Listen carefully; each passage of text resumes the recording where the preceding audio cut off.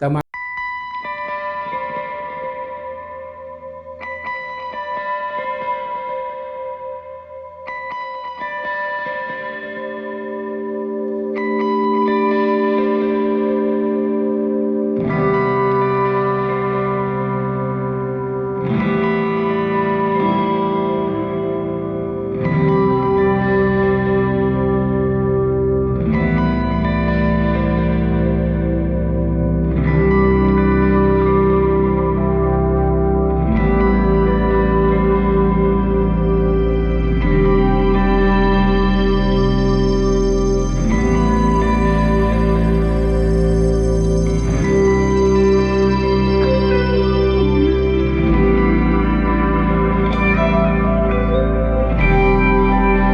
આપણે જોઈ લેવાનું છે। આજે આપણે વાત કરવાના છીએ ગુજરાત અને ગુજરાતીઓની।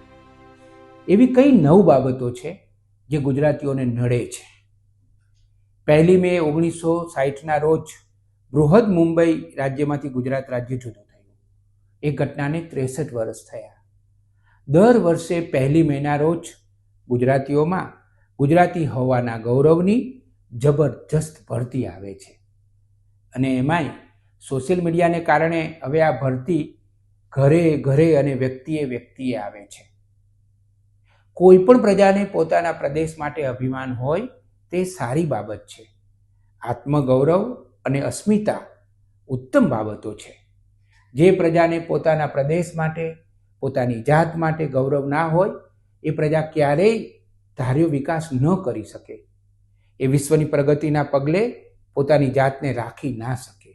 એમાંય ગુજરાતીઓ તો મહાજાતિ છે, વિશ્વ જાતિ છે। એના સાહસ, સહિષ્ણુતા, આકરો પરિશ્રમ, વિકટ સંજોગોનો સામનો કરવાની એની ખુમારી, પડકારોને નાથવાની ફૌલાદી તાકાત, વિશાળતા, ઉદારતા, જીવો અને જીવવા દોનો એનો પોઝિટિવ અભિગમ, આ બધી બાબતોને પગલે ગુજરાત પ્રદેશનો અને ગુજરાતીઓનો આખા વિશ્વમાં ડંકો વાગે છે। ગુજરાત પ્રદેશની વિશેષતા અને સફળતાઓને સાદર વંદન કરીને પણ ગુજરાતીઓએ કડક અને તટસ્થ રીતે પોતાની જાતનું મૂલ્યાંકન કરવાની જરૂર છે। અને એમાંય જે પ્રજાનો ડંકો આખા વિશ્વમાં વાગતો હોય તેને તો સાવધ રહેવું જોઈએ। જે પ્રદેશના ગુણગાન ગવાતા હોય તેણે સતર્ક રહેવું જોઈએ। જે પ્રજામાંથી બીજી પ્રજાઓ અને જે પ્રદેશમાંથી બીજા પ્રદેશો પ્રેરણા લેતા હોય તેણે તો પોતાની જાતનું વારંવાર પૃથ્થકરણ કરવું જોઈએ। જે આગળ ચાલે છે ને એની ફરજ છે કે પોતે યોગ્ય જ રસ્તે ચાલે છે ને એની એને કાળજી રાખવી જોઈએ। કારણ કે જો એ ખોટા રસ્તે ચાલશે તો બીજા એની પાછળ ચાલતા સેંકડો લોકો પણ ગુમરાહ થઈ જશે। બસ આ અભિગમને ધ્યાનમાં રાખીને જ ગુજરાતે વિચારવું જોઈએ કે એવી કઈ બાબતો છે જેનું ગુજરાતે ખાસ ધ્યાન રાખવાની જરૂર છે। પહેલી બાબત છે વ્યસન।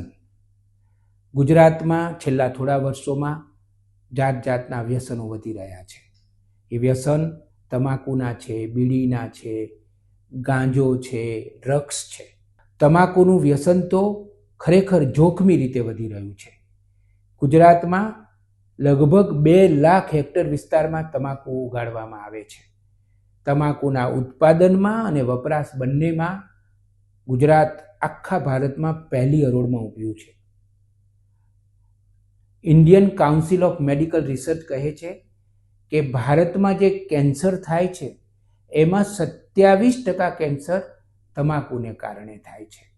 ગુટકા, પાન, બીડી, માવા, મસાલા આ બધાને કારણે દર વર્ષે ભારતમાં 13.5 લાખ લોકો તમાકુના સેવનથી મૃત્યુ પામે છે। અને દુઃખ સાથે કહેવું પડે છે કે એમાં સૌથી મોટો હિસ્સો ગુજરાતીઓનો છે, ગુજરાત પ્રદેશનો છે। એવું કહેવાય છે કે ભારતમાં 35%થી વધારે પુખ્ત લોકો તમાકુનું સેવન કરે છે। જોકે રાજકોટ કેન્સર સોસાયટીના મેડિકલ વિભાગે એવું કહ્યું હતું કે ખરેખર તો આ આંકડો ઘણો મોટો છે। મારે બીજી પણ એક વાત કરવી છે। 2023માં ઘરગથ્થુ વપરાશ ખર્ચનું એક સર્વેક્ષણ થયું હતું. એમાં જાણવા મળ્યું હતું કે વ્યસન પાછળ જે ખર્ચ કરવામાં આવે છે એમાં ઘણો વધારો થઈ રહ્યો છે અને શિક્ષણ પાછળ જે ખર્ચ કરવામાં આવે છે એમાં થોડોક ઘટાડો થઈ રહ્યો છે. 2012માં વ્યસન પાછળ 45 રૂપિયા ખર્ચ થતો હતો માથા દીઠ, જે અત્યારે 150 રૂપિયાથી પણ વધી ગયો છે. વ્યસનોની બાબતમાં ગુજરાતે ખૂબ ગંભીરતાથી વિચારવાની જરૂર છે. બીજો મુદ્દો છે માતૃભાષાની ઉપેક્ષા અને અંગ્રેજીનો આંધળો અને સમજ વગરનો આવિષ્કાર કરવાનો. એ કબૂલ કે અંગ્રેજી એ વિશ્વ ભાષા છે અને તેથી ગુજરાતમાં ઇંગ્લિશ મીડિયમની સ્કૂલો મોટા પાયે વધી રહી છે અને ગુજરાતી માધ્યમની શાળાઓ ઘટી રહી છે. માતૃભાષા ગુજરાતી એ મહત્વની બાબત છે. અંગ્રેજીનો વિરોધ નથી, પણ અંગ્રેજી માધ્યમનો વિરોધ કરવાની જરૂર છે. કારણ કે ભાષા અને સંસ્કૃતિ એક જ સિક્કાની બે બાજુઓ છે, એ આપણે ભૂલીએ નહીં. ભાષા જશે તો સંસ્કૃતિ જશે. ગુજરાતીઓનું ગુજરાતી હવે એકદમ નબળું થવા માંડ્યું છે. દર વર્ષે ધોરણ 10 અને 12ની પરીક્ષામાં લાખોની સંખ્યામાં ગુજરાતીઓ નાપાસ થાય છે. ગુજરાતી માધ્યમની શાળાઓ દર વર્ષે નિયમિત રીતે બંધ થવા લાગી છે. આ એક ચોંકાવનારી બાબત છે. ગુજરાતીઓએ જાગી જવાની જરૂર છે.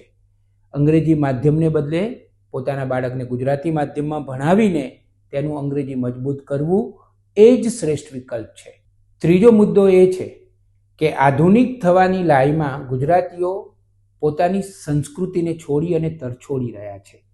ગુજરાતી એક એવી પ્રજા છે કે જે પરિવર્તનોને ખૂબ ઝડપથી સ્વીકારી લે છે, પરંતુ એમાં ખબર નથી રહેતી અને પોતાની જે મૂળ સંસ્કૃતિ છે, પોતાના જે પરંપરાઓ છે, વારસો છે, વિરાસત છે, એનાથી એ વેગળો થઈ જાય છે. ગુજરાતમાં પણ આ થઈ રહ્યું છે. તમે જુઓ કે ગુજરાતીઓ પોતાના બધા જ તહેવારો બગાડી રહ્યા છે. ગુજરાતીઓ બધા તહેવારોને મોંઘા કરી રહ્યા છે, ઘોંઘાટિયા કરી રહ્યા છે અને જીવલેણ પણ કરી રહ્યા છે. ગુજરાતી સંસ્કૃતિ એટલે વિશ્વની એક ભવ્ય સંસ્કૃતિ, એક દિવ્ય સંસ્કૃતિ. એ સંસ્કૃતિ ગુજરાતીઓ પોતે જ છોડી દેશે તો નહીં ચાલે. આપણે આધુનિક થઈએ જ, આધુનિક થવાનો ઇનકાર નથી, પરંતુ આપણે આપણા મૂલ્યોને, આપણી સંસ્કૃતિને, આપણી પરંપરાઓને આપણે કદી ન છોડીએ. ચોથી વસ્તુ ખૂબ મહત્વની છે કે ગુજરાતીઓ આળસુ થઈ રહ્યા છે. ગુજરાતીઓ શરીર શ્રમથી વિમુખ થઈ રહ્યા છે. ગુજરાતીઓને હવે કામ કરવાનું ગમતું જ નથી.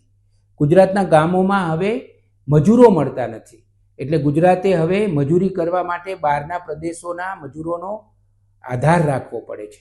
તમે જુઓ, ગુજરાતમાં રાજસ્થાન, બિહાર, ઉત્તર પ્રદેશ, મધ્યપ્રદેશ, ઝારખંડ એમ જુદા જુદા રાજ્યોમાંથી મોટી સંખ્યામાં લોકો આવી રહ્યા છે અને રોજગારી મેળવી રહ્યા છે. એનો આપણે ઇનકાર ન કરીએ, પરંતુ આપણા જે મૂળ ગુજરાતીઓ છે એમની પાસે નોકરી નથી, એમની પાસે રોજગારી નથી, પણ એમને કામ પણ કરવું નથી. આ એક જોખમી સ્થિતિ છે. ગુજરાતીઓ શરીર શ્રમથી ધીમે ધીમે દૂર થઈ રહ્યા છે અને એની એમના મન અને શરીર બંને ઉપર અસર થઈ રહી છે. ગુજરાતીઓનું સરેરાશ આયુષ્ય સુધર્યું છે એની ના નહીં પાડી શકાય, પરંતુ સાથે સાથે આપણે એ પણ કહેવું પડશે કે ગુજરાતીઓનું આરોગ્ય કથળી રહ્યું છે. મીઠા બોલા ગુજરાતીઓમાં ડાયાબિટીસ સૌથી વધારે છે. નેશનલ ફેમિલી હેલ્થ સર્વે એવું કહે છે કે ગુજરાતમાં 100 વ્યક્તિએ 13 વ્યક્તિને ડાયાબિટીસ છે. સમગ્ર ભારતમાં ગુજરાતમાં ડાયાબિટીસનું પ્રમાણ 23.6% સાથે પહેલા નંબરે છે. નેશનલ ફેમિલી હેલ્થ સર્વે એવું પણ કહે છે કે છેલ્લા 4 વર્ષમાં ગુજરાતમાં ડાયાબિટીસના દર્દીઓની સંખ્યા લગભગ બમણી થઈ ગઈ છે. એવી જ સ્થિતિ બ્લડ પ્રેશરની છે. ગુજરાતમાં દર 3 વ્યક્તિએ 1 વ્યક્તિને બ્લડ પ્રેશર છે. બ્લડ પ્રેશરના ઘણા બધા કારણો છે. એમાં જંક ફૂડ, જીવનશૈલી, આ બધી વસ્તુઓ પણ છે. વિશ્વ આરોગ્ય સંસ્થા એવું કહે છે કે પુખ્ત વ્યક્તિ હોય એણે દરરોજ સરેરાશ 5 ગ્રામ મીઠું ખાવું જોઈએ, પરંતુ ગુજરાતમાં આ પ્રમાણ લગભગ ડબલ છે. એવા ઘણા રોગો છે જેમાં ગુજરાતીઓ ઝડપથી પહેલો નંબર લઈ રહ્યા છે. પહેલાં ગુજરાતીઓને ઘૂંટણ નહોતા દુખતા, હવે ગુજરાતીઓને ઘૂંટણ દુખવા લાગ્યા છે અને બદલવા પડે છે. એવી જ રીતે માનસિક બીમારીમાં પણ ગુજરાતીઓનું પ્રમાણ પ્રતિ વર્ષ વધી રહ્યું છે. આ બધી બાબતો એવી છે કે જેમાંથી ગુજરાતીઓએ બહાર આવી જવાની જરૂર છે. છઠ્ઠો મુદ્દો છે શિક્ષણનો, એમાંય ખાસ કરીને પ્રાથમિક શિક્ષણનો. ગુજરાતનું શિક્ષણ નમૂનેદાર છે. ગુજરાતમાં 102થી વધારે યુનિવર્સિટીઓ છે. ગુજરાત શિક્ષણ ક્ષેત્રે હરણફાળ ભળી રહ્યું છે. આ બધી સાચી વાત છે, પરંતુ પ્રાથમિક શિક્ષણમાં કામ કરવાની જરૂર છે. ગુજરાતમાં 18,232 ગામો છે, 32,000થી વધારે પ્રાથમિક શાળાઓ છે અને 2 લાખથી વધારે શિક્ષકો છે. આજે પણ 2024માં ગુજરાતમાં 20,000 જેટલા ઓરડાઓ ઘટી રહ્યા છે. શિક્ષકોની સ્થિતિ પણ આવી જ છે. એવી પણ એક ફરિયાદ થઈ રહી છે કે પ્રાથમિક શાળાના જે શિક્ષકો છે એની પાસેથી 150થી વધારે પ્રકારનું એવું કામ લેવામાં આવે છે જે કામ શિક્ષણને લગતું નથી. 3 વર્ષ પહેલાં આખા ભારતમાં એક સર્વેક્ષણ થયું હતું. એમાં ભારતના 375 જિલ્લાઓને શૈક્ષણિક રીતે પછાત જાહેર કરવામાં આવ્યા હતા. એમાંથી ગુજરાતના 33માંથી લગભગ 20 જેટલા જિલ્લાઓ હતા. આવું કેવી રીતે ચાલે? ખાસ કરીને પ્રાથમિક શિક્ષણમાં ગુજરાતે ઘણું બધું કામ કરવાની જરૂર છે અને ઝડપથી કામ કરવાની જરૂર છે. 7મો મુદ્દો છે પ્રજા સરકાર આધારિત થઈ ગઈ હોય એવું લાગે છે. જાણે કે લોકોએ પોતાની શક્તિ ગુમાવી દીધી છે. વિકાસ સરકાર કરે, મોક્ષ ભગવાન આપે અને વિઝા અમેરિકા આપે, આવી માનસિકતા ઘર કરી ગઈ છે. દરેક બાબતમાં પ્રજા હવે સરકાર ઉપર આધાર રાખતી થઈ ગઈ છે. કશું પણ ન થયું હોય તો તરત જ એવું કહેવામાં આવે છે કે આ સરકારે નથી કર્યું. પ્રજા પોતે જવાબદારીથી ભાગી રહી હોય એવું લાગે છે. મિત્રો, યાદ છે એક જમાનામાં ગુજરાતમાં મહાજન કેટલું મજબૂત હતું. ગાંધીનગર એટલે કે ગુજરાત સરકાર પણ મહાજનને પૂછીને નિર્ણયો કરતું હતું. એવા દિવસો હતા. અત્યારે તો મહાજન જાણે કે ખોવાઈ ગયું છે. લોકોએ પોતાની શક્તિ જ ગુમાવી દીધી હોય એવું લાગે છે.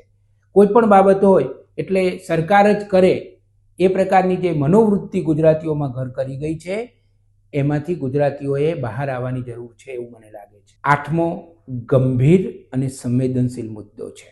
ગુજરાતીઓ ધર્મ ભીરુ છે. એ તો સારી બાબત છે. ધર્મમાં તો આપણે માનવું જ જોઈએ. સનાતન ધર્મ એ તો આપણી ઓળખ છે, એ તો આપણું જીવન છે. આપણા જીવનનો અર્થ સનાતન ધર્મ પાસેથી આપણને મળે છે. પરંતુ ગુજરાતમાં છેલ્લા થોડા વર્ષોમાં સંપ્રદાયોનો વ્યાપ અને પ્રભાવ જોખમી રીતે વધી રહ્યો છે. મારે એક વસ્તુ ખાસ એ પણ કહેવી છે કે સંપ્રદાયોમાં જે કડવાશ વધી રહી છે, જે કટ્ટરતા વધી રહી છે, તેનાથી ગુજરાતે ચેતી જવાની જરૂર છે. સંપ્રદાયો પણ જાણે કે રાજકીય પક્ષો જેવા થઈ ગયા છે. માથાઓ વધારવાનો એક ઉદ્યોગ શરૂ થયો છે કે અમારા સંપ્રદાયમાં તો આટલા લોકો માને છે, અમારા સંપ્રદાયોમાં તો આટલા લોકો માને છે. ડગલે ને પગલે ઉત્સવો મનાવવામાં આવે છે. ડગલે ને પગલે એ પ્રકારના કાર્યક્રમો કરવામાં આવે છે જેનાથી લોકો એમાં જ રોકાયેલા રહે. સંપ્રદાયોએ પણ આ બાબતોમાંથી બહાર આવવાની જરૂર છે. મોટા મોટા મંદિરો બનાવવામાં આવે છે. મંદિરોની સંખ્યા વધારવાથી કંઈ ગુજરાતીઓ મહાન નથી થઈ જવાના. સંપ્રદાયોનું પ્રભુત્વ, પ્રભાવ અને વ્યાપ વધી રહ્યો છે. ગુજરાતમાં કરોડો રૂપિયાના મોટા મોટા મંદિરો બનવાની વાત ચાલે છે. મંદિરોની સંખ્યા વધારવાની વાત ચાલે છે. એક બાજુ ગુજરાતમાં હજી પણ ઘણી ગરીબી છે. ગુજરાતમાં આદિવાસીઓ, દલિતો, અનુસૂચિત જાતિના લોકોના પારાવાર પ્રશ્નો છે. આપણે પહેલાં એ પ્રશ્નો ઉકેલવાના છે, પછી આ બધામાં જવાનું છે. હું મંદિરનો વિરોધ નથી કરતો, હું સંપ્રદાયોનો પણ વિરોધ નથી કરતો, પરંતુ હું એવું ચોક્કસ માનું છું કે આપણે પ્રાથમિકતા નક્કી કરવી પડશે. આપણે અન્નકૂટો કરીએ, આપણે સામૈયાઓ કરીએ, આપણે મોટા મોટા ઉત્સવો કરીએ, એનો પણ હું ઇનકાર નથી કરતો. પરંતુ આપણી જે આત્મશક્તિ છે અને આપણી જે સંવેદના છે, એ સંવેદના ક્યાંય ઓછી ન થઈ જાય એની આપણે કાળજી રાખવી પડશે. બીજી એક વાત પણ મારે કહેવી છે કે જે સંપ્રદાયો છે અને રાજકીય પક્ષો છે એનું પણ એક મજબૂત ગઠબંધન થઈ રહ્યું છે. એનાથી પણ ગુજરાતે બચવાની જરૂર છે. ત્રીજી વાત એ પણ કહું કે મજબૂત સંપ્રદાયો અને કેટલીક જ્ઞાતિઓનું પણ ગઠબંધન થઈ રહ્યું છે. 25 વર્ષ પછી ગુજરાતને આ બધું નડવાનું છે, એ આજે આપણે જોઈ લેવાનું છે. છેલ્લો મુદ્દો, ગુજરાતમાં આવકની અસમાનતા વધી રહી છે અને ગરીબો માટેની સંવેદના ઘટી રહી છે. મૂડીવાદ હોય એટલે આવકની અસમાનતા વધવાની જ છે. ભારતના સૌથી મોટા અમીર મુકેશ અંબાણી ગુજરાતી છે. હવે તો ગૌતમ અદાણી પણ એમની સાથે જોડાયા છે. અને ગુજરાતીઓ તો વેપારી પ્રજા છે, એટલે મૂડીવાદ અને ગુજરાતીઓ એને સીધો સંબંધ છે.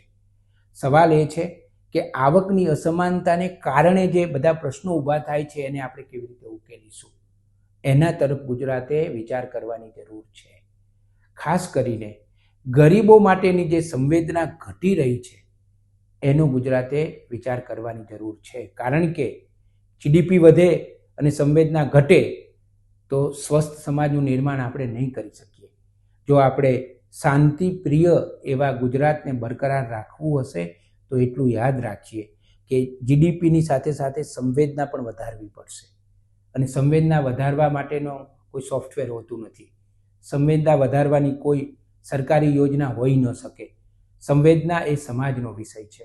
સંવેદના, પ્રેમ, કરુણા એ લોકોના વિષય છે. અને તેથી ગુજરાતી પ્રજાએ, ગુજરાતી સમાજે વિચાર કરવાની જરૂર છે કે જે સંવેદનાનો ઝરો આઝાદી પહેલાં ગુજરાતમાં વહેતો હતો એ ઝરો કેમ સુકાઈ રહ્યો છે અથવા તો ધીમો પડી રહ્યો છે. હું ઘણીવાર કહું છું કે સમાજમાં વેદના વધી રહી છે કારણ કે સંવેદના ઘટી રહી છે. સંવેદના વધારીશું તો વેદના આપોઆપ ઘટશે. ગુજરાતી એ જેમ શાંતિપ્રિય પ્રજા છે, સહિષ્ણુ પ્રજા છે, પરિશ્રમી પ્રજા છે, સાહસિક પ્રજા છે, એ જ રીતે ગુજરાતી સંવેદનશીલ પ્રજા પણ છે.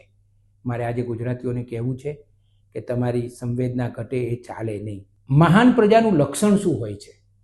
મહાન પ્રજાનું લક્ષણ એ છે કે એ પોતાના ગૌરવગાનને તો યાદ રાખે છે, પણ સાથે સાથે પોતાની મર્યાદાઓ ઉપર પણ ચાંપતી નજર રાખે છે. કોઈ પણ મહાન અને વૈશ્વિક પ્રજા હોય ને, એણે પોતાની એબને એટલે કે મર્યાદાને, લિમિટેશન્સને પહેલાં જોવી પડે અને પછી તેનો ઈલાજ પણ કરવો પડે. કારણ કે એની પાછળ ચાલનારની સંખ્યા ઘણી મોટી હોય છે. જય જય ગરવી ગુજરાત માત્ર બોલવાનો કે ગાવાનો નહીં, પણ સાર્થક રીતે જીવવાનો ભાવ છે. તેથી જ આ કવિતા જેણે લખી હતી તે વીર કવિ નર્મદને પણ હું યાદ કરું કે જય જય ગરવી ગુજરાત. આવું ગાનાર આપણા કવિએ એક સમયે ગાંડી ગાંડી રે ગુજરાત એમ પણ કહ્યું હતું. એને એવું કહેવું પડ્યું હતું કારણ કે એ તો મહાન સર્જક હતો, નીડર સર્જક હતો. એ વખાણ પણ કરે અને જરૂર પડે તો ધ્યાન પણ દોરે. કદાચ કોઈને થશે કે પોઝિટિવ પત્રકારત્વ કરનાર વ્યક્તિને આવી નેગેટિવ બાબતો રજૂ કરવાની કેમ જરૂર પડી. પરંતુ યાદ રાખીએ કે ઘણી નેગેટિવિટી સુપર પોઝિટિવિટી હોય છે. આપણે પોઝિટિવ પ્રદેશમાં જવું હોય તો નેગેટિવિટીને ઓગાળી નાખવાની હોય છે. નવરાત્રિ આપણો ભાવ છે, નવરાત્રિ આપણો ઉત્સવ છે, નવગ્રહો પણ હોય છે. મને એવું થયું કે આજે હું 9 એવી બાબતોની વાત કરું જેમાંથી આપણે ગુજરાતીઓ ઝડપથી બહાર આવીએ અને ગુજરાતને વધારે ને વધારે સ્વસ્થ બનાવીએ, વધારે ને વધારે જીવવાની મજા આવે એવો સુંદર પ્રદેશ બનાવીએ.